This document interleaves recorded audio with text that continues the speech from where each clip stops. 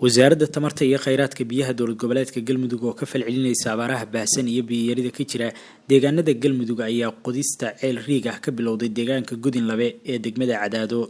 agaasimaha wasaaradda tamarta iyo kheyraadka biyaha Galmudug mudane Cabdinaasir Cabdullaahi Jaamac ayaa dhagax dhigay ceel biyoodkan oo wax badan ka tiri doona baahiyaha dhanka biyaha ay qabaan dadka ku nool deegaanada fogfog ee ku xeeran Gudinlabe.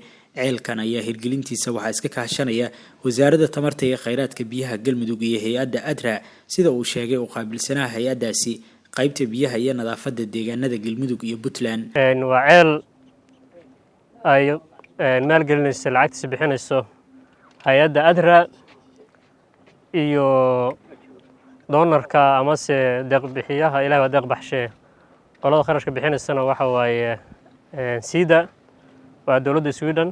ceelkan la qodayo dhererkiisu waa 220 mitir insha Allah taala.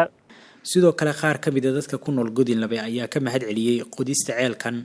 waa u baahnayn biyuhu waa lagama maarmaan ilaahayna waxaan ka rajaynaynaa ceesha hadda aan cabno midaxa ku jira ilaahay inuu ka saaro kuwa ka macaan ilaahay nooga dhigo annaguna inta nala faray oo yacni kombitadayada ah waa ka baxaynaa haddii ilaahay idmo. waxaan rabaa mar labaad inaan u mahad celiyo hay'adda ADRA oo aan ahayn mashruucan hadda ceelkan ay fulinayso kaliya aan Gudinlabe ka qaban ee aad iyo aad aan uga mahad celinayno iskuulka ugu weyn ee Galmudug oo dhan aan dareemi karno inuu yahay iskuulka ugu horeeya ugu dhismaha wanaagsan inay ka fulisay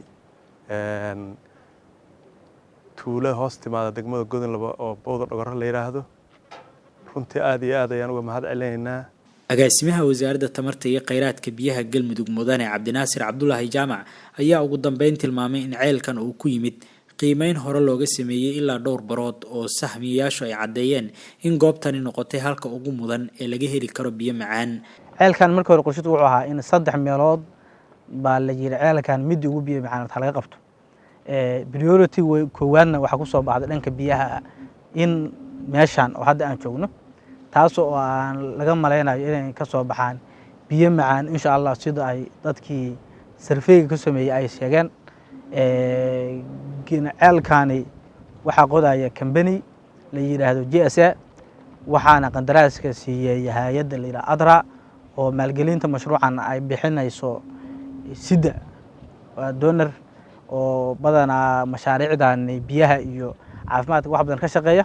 hay'adda ADRA iyo mashruucan washka oo Soomaaliland ka shaqeeya Galmudug meelo badan buu wax ka qabtaasna oo ay ka mid tahay ceel laga dayactiray dhankaas iyo dhaxtaal mid hadda ka socda Bandiiraley iyo mashaariic kale oo kala duwan iyo wacyigelino oo ay wasaaradda la wadaan ADRA.